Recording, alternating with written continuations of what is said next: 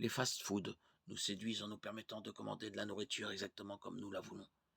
Certains cafés possèdent plus d'une centaine de saveurs et de variétés de café. Même pour acheter une maison ou une voiture, nous pouvons chercher toutes les options et caractéristiques que nous souhaitons. Nous ne vivons plus dans un monde chocolat vanille fraise. Le choix est roi. On peut trouver à peu près tout ce qu'on veut selon ses goûts et ses besoins personnels. Alors, comment faire pour trouver la religion qui nous correspond?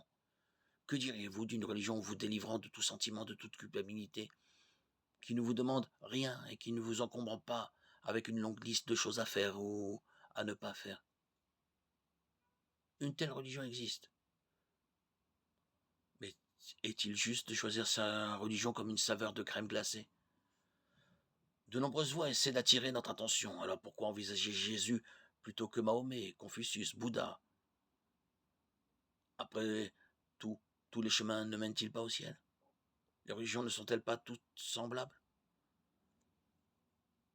La vérité est que toutes les religions ne mènent pas au ciel, de même que tous les chemins ne mènent pas à Rome. Jésus est le seul à parler avec l'autorité de Dieu parce qu'il est le seul à avoir vaincu la mort. Confucius, Mahomet et les autres sont encore dans leur tombe aujourd'hui. Mais Jésus, par sa puissance, est sorti du tombeau 3 jours après avoir souffert une mort cruelle sur une croix romaine.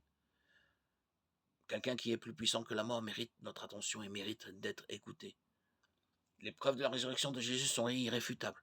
D'abord, plus de 500 témoins l'ont vu ressusciter. Ce chiffre est impressionnant. 500 voix ne peuvent pas être ignorées. Il y a aussi le tombeau vide. Les ennemis de Jésus auraient facilement pu éteindre la rumeur de sa résurrection en montrant son corps décomposé. Mais il n'y avait pas de corps à montrer. Le tombeau était vide. Est-ce que les disciples auraient pu voler son corps? Difficilement. Pour éviter cela, le tombeau était solidement gardé par des soldats armés. Sachant que lors de son arrestation et de sa crucifixion, ses disciples les plus proches avaient pris la fuite, terrorisés. Il est très peu probable que cette bande de pêcheurs effrayés aurait pu affronter des soldats professionnels et bien entraînés. Ils n'auraient pas non plus sacrifié leur vie pour un mensonge, jusqu'à mourir en martyrs pour la plupart d'entre eux. La seule explication valable est que Jésus est vraiment ressuscité. Encore une fois, quelqu'un qui est plus puissant que la mort mérite d'être écouté. Jésus a manifesté sa suprématie sur la mort. Nous devons donc écouter ce qu'il dit. Jésus affirme être le seul chemin du salut. Jean 14, 6. Il n'est pas un chemin parmi d'autres. Il est le chemin. Jésus a dit aussi, venez à moi, vous tous qui êtes fatigués et courbés sous un lourd fardeau, et je vous donnerai du repos. Matthieu 11, 28. Nous vivons dans un monde rude et la vie est difficile.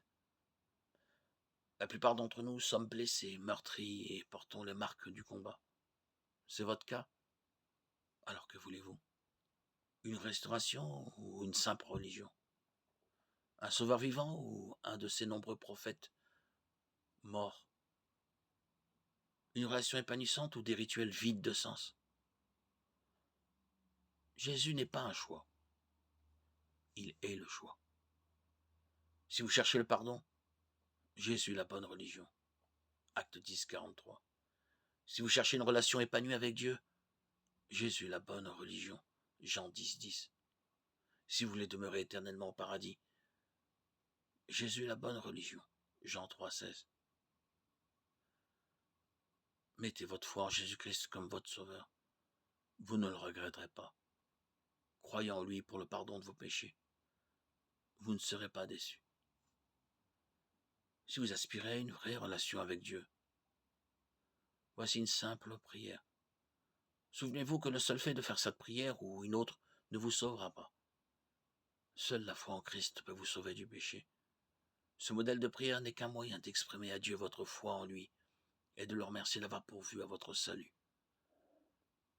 Dieu, je sais que j'ai péché contre toi et que je mérite une punition.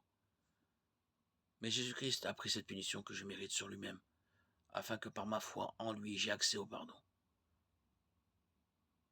Je mets ma confiance en toi pour mon salut.